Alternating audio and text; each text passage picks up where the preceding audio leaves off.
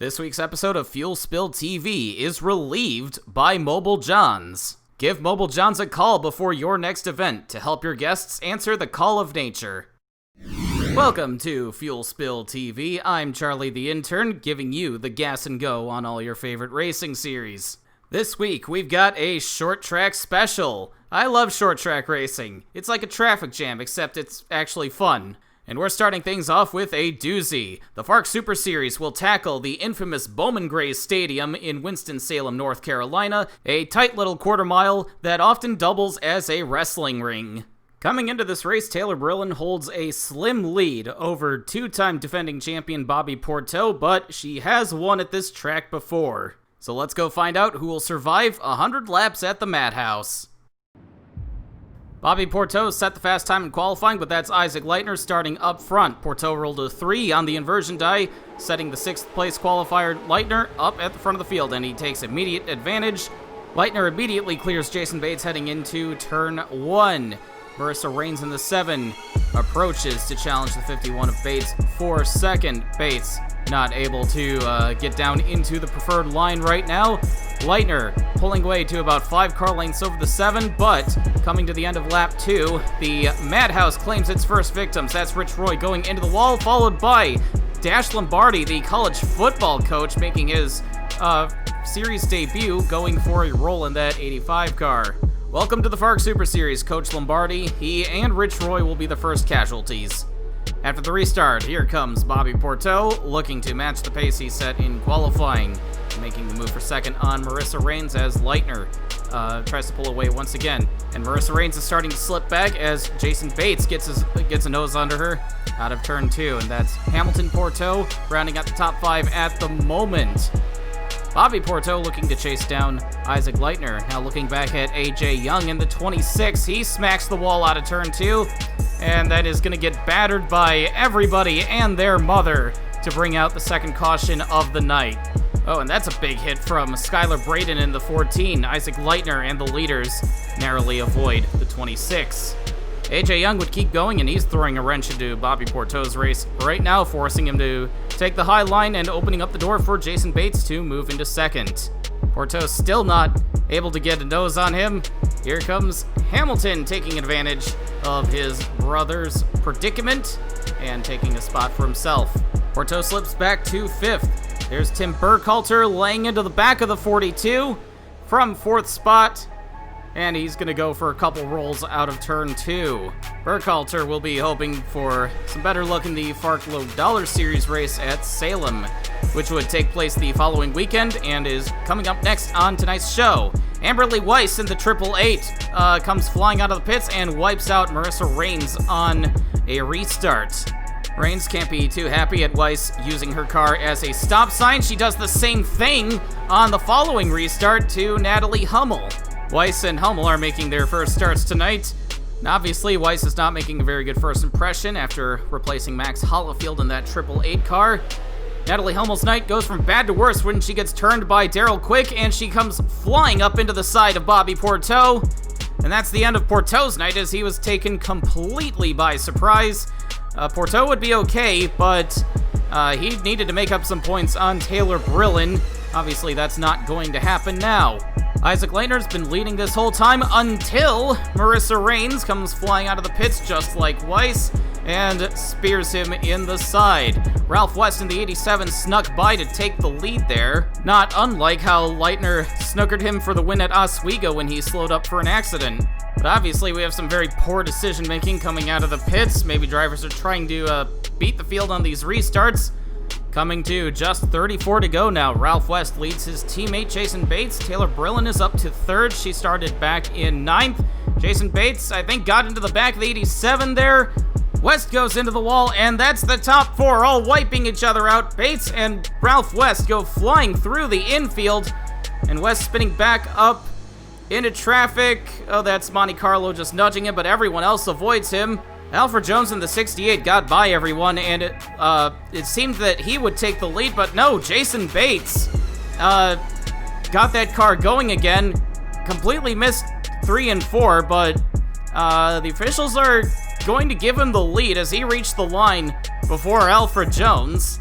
It might seem a bit unfair that he got to skip 3 and 4 and take the lead, but he was busy being spun into the infield. This would put Alfred Jones in second. Isaac Leitner is back up to third, and he's seeing red. He just drove straight through the 68 there. Oh, there's Brian Carroll in the 08 going around. That's going to be another yellow. But Isaac Leitner driving through the lapped car of Skylar Braden, only to take himself into the wall now and lose that advantage he gained. There's a reason this place is called the Madhouse. Leitner is running out of time, and he's completely out of patience. But he's going to get checked into the wall by Monte Carlo and Alex Constantine, 2 lapped cars. He's had enough, makes his way to the pits, but then gets turned into the pit wall by Skylar Braden. Possible payback from the 14, and that would be it for the guy who led the first half of this race. 10 laps to go now. Watch as Daryl Quick gets into the back of the 12 of Matt Pearson and wipes out Alfred Jones. Jones had lost second to Taylor Brillen, and now this happens, but there are so few cars left in the race, so few cars left on the lead lap at this point, that he's not going to lose a whole lot of ground. Meanwhile, Jason Bates would survive the final leg of this race and bring it around turn 4 and across the line to take his first FARC Super Series victory. Taylor Brillen got back up into second. That'll help her pad her championship lead over Bobby Porteau.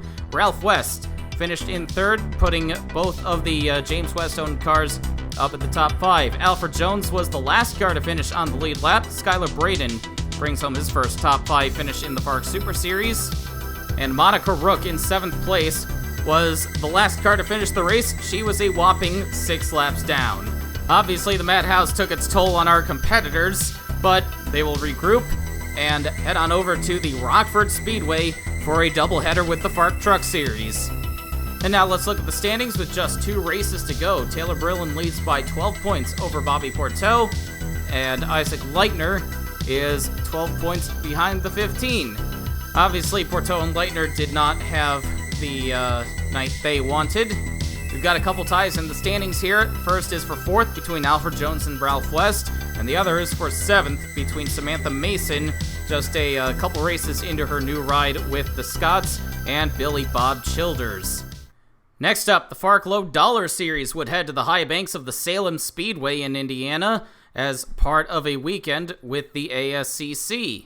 Hunter Blaze leads the standings by 41 points over Taylor Matthews coming into this weekend's race as he chases his first championship in his 3rd season. Let's go to the highlights.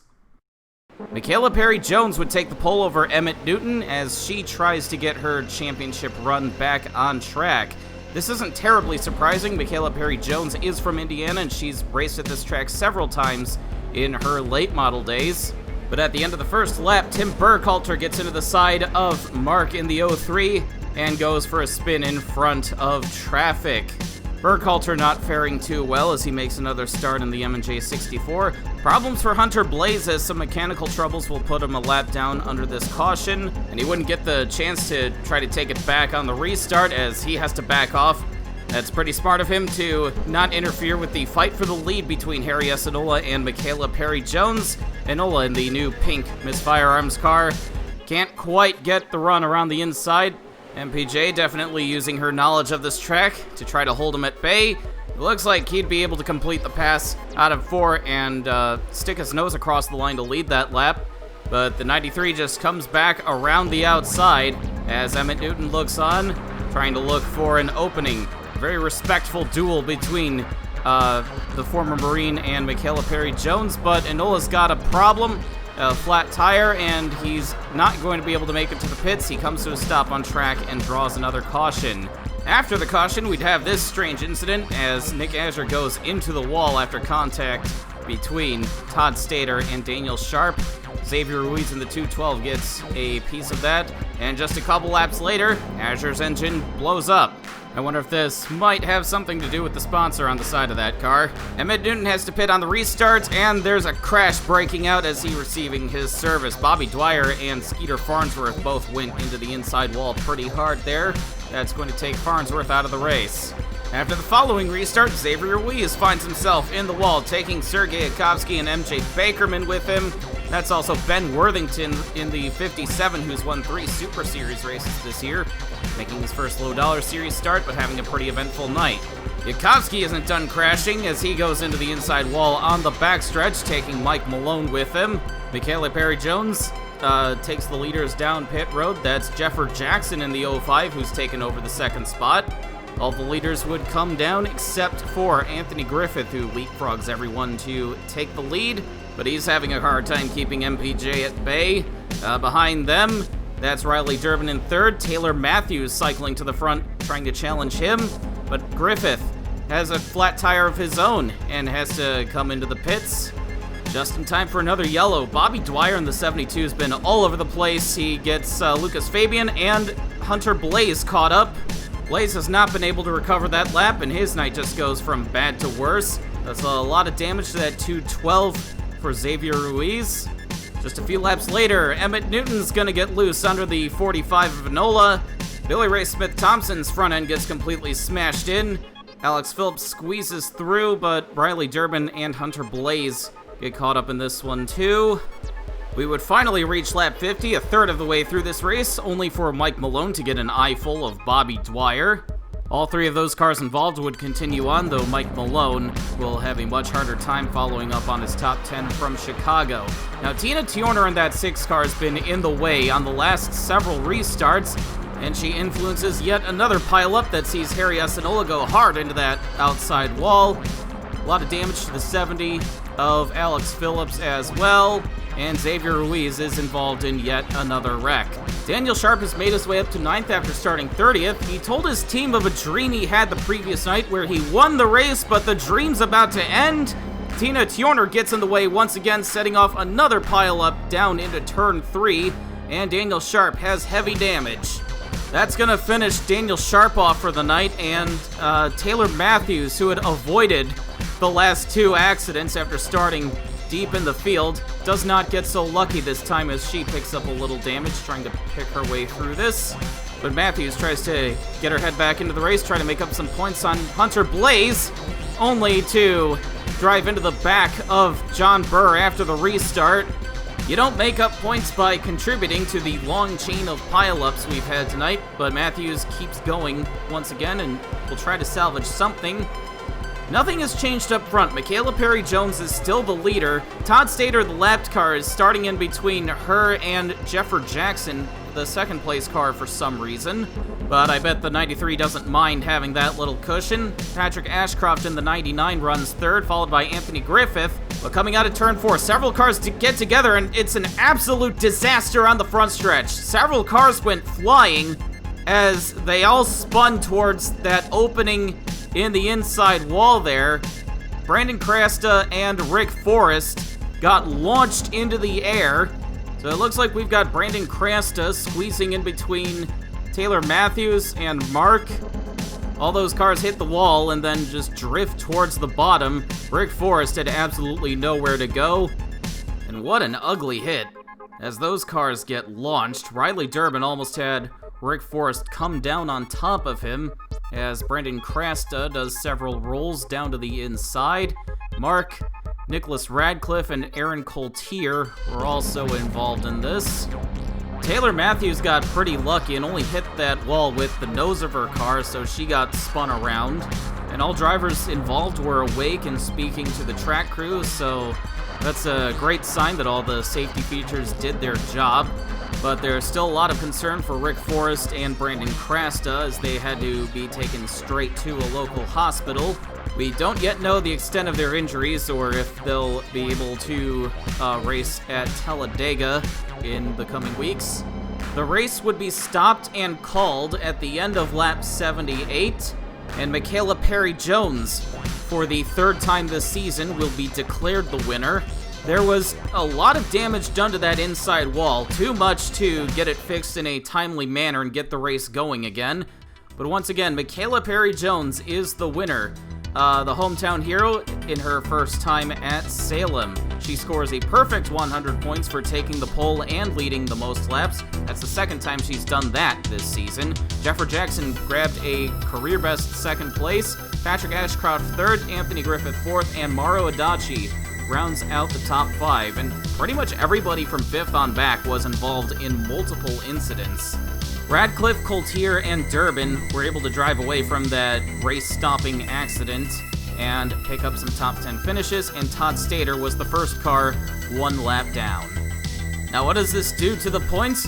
Hunter Blaze now leads by just 6 points over Michaela Perry-Jones. His 17th place finish was not good enough to get him any points. And Taylor Matthews obviously didn't fare much better with her 22nd place. I'm sure MPJ would have liked to grab all those points under better circumstances. Once again, we'll keep you posted on the conditions of Rick Forrest and Brandon Krasta, though it could have been a whole lot worse. We've already had a lot of close calls this season. Now you might be wondering how that wreck would affect the following night's ASCC race, seeing as that section of the wall was completely destroyed. Well, here's what the Salem Speedway came up with. Lots and lots of barrels. Unfortunately, Salem does not have the resources to replace a wall on such short notice, so this is the best they could do without having to postpone the race. We were all hoping that this quick fix wouldn't have to be tested at any point during the Indiana Inglesby Dealers 225, but we'll find out as we go trackside for the highlights. Joshua Pacer, winner of the opening round of the playoffs in Kansas, would be on pole, with Aaron Law starting to his outside. Pacer makes a clean getaway, but it wouldn't be long before the field bunched back together again with this pileup coming into turn 3. It was contact between Donnie Olson and Paul Sherman that set this off. And after the restart, Peter Johnson gets into the back of Bobby Miller and sends him into those hastily assembled barrels. Miller would be out of the race, but those barrels did what they were supposed to do. But the carnage wouldn't end as Palmer Styles gets sent around. After contact between Colton Spencer and Elmer Farley, Spencer goes for a roll down into turn 3. Couple more playoff drivers involved, Seth Anderson, the Inglesby leader, and Jeff Little in the 61. Those guys got some big results in the opening round at Kansas, but now they're out. And yet another pileup in turn 4 involves Greg Gray and, once again, Peter Johnson in the 44. Colton Spencer drove away from that last wreck after flipping over, but he's done for the night. And look out for the leaders, Aaron Logg into the back of the 78. Donnie King gets a piece of that as the leaders catch the ailing slow cars. Donnie King plays world's best teammate, dumping Aaron Law into the inside wall out of turn 2 as a crash breaks out behind them. Stefan Wodarczyk swerved in reaction to that, catches the 99 of Alex Carson. Aaron Singer, another one of the playoff drivers, heavy damage on the front end of that 11 car. He's going to be out. Terrible start for Aaron Singer in the playoffs. Lap 59, trouble for Donnie King Jr.'s. His engine expires under yellow. And on that restart, a scary accident would put Ryan Long on top of the inside guardrail entering turn 3. That's not the first time we've seen a car end up down there here at the Salem Speedway. Fortunately, Ryan Long would climb out as Joshua Pacer takes the opportunity to pit. Nobody followed him in, so this would hand the lead over to Dan Richards on this restart. It's a Team Thunder 1-2 on a restart that showed just how quickly this field got whittled down. 15 cars left. But even then, we had an immediate yellow for a spin. Dan Richards pitted this time, handing the lead over to his teammate Jim Hayes. Hayes went out of the race early at Kansas, so he really needs to make up some points tonight if he wants to advance to the next round. Behind the leaders, Palmer Styles and Austin Sanders are both a lap down. Styles bounces off the wall and in front of Carl Hampton. Hampton can't be too happy about that. He's also on the outside looking in during these playoffs. Hayes would pit now, cycling Alex Carson to the front of the field and shuffling Joshua Pacer and Dan Richards back up into the top 3. But as we finally get a decent green flag run going, Joshua Pacer is going to have a flat going into 3. He slows, keeps that car under control, and he'll bring it into the pits, but he will lose a couple of laps, falling out of contention. Alex Carson would eventually hit the slower cars, literally in the case of Paul Sherman, who's doing a great job with that 88 car, despite it being banged up. He was running as high as second at one point, and he's really trying to stay on the lead lap. There's Palmer Styles going around to get one of his laps back, and that's the fight for the lead with Dan Richards in the 7. It's just a matter of which lapped car is going to be faster, but Dan Richards gets out from behind the 21 and will swing around the outside of Alex Carson to pick up the lead. and it looks like Jim Hayes is going to follow him around the outside. The Team Thunder cars are really making that high line work, but Richards would get stuck behind the 16 of Porter House, opening up the inside now for Jim Hayes. And Richards got into the back of the 16 there. He's clearly not happy. Joshua Pacer has gotten back out of the track, and with fresh tires, he's currently posting the fastest times as this green flag run goes on. He's just made up one of his laps on Jim Hayes, as Hayes encounters heavy traffic once again. Dan Richards putting the pressure on him, but Richards isn't seeing a whole lot of room to do anything with that pressure.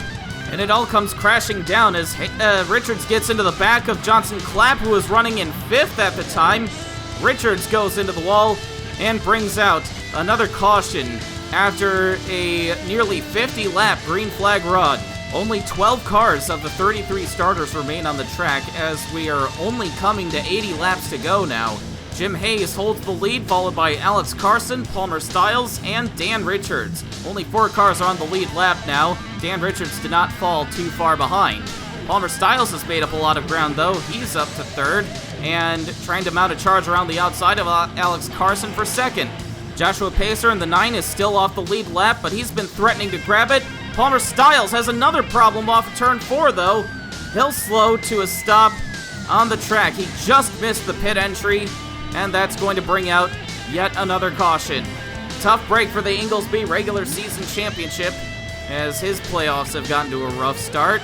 Joshua Pacer uses this restart to jump past Jim Hayes and finally get back onto the lead lap. He'll join the back of the field as Porter House now faces the wrong way.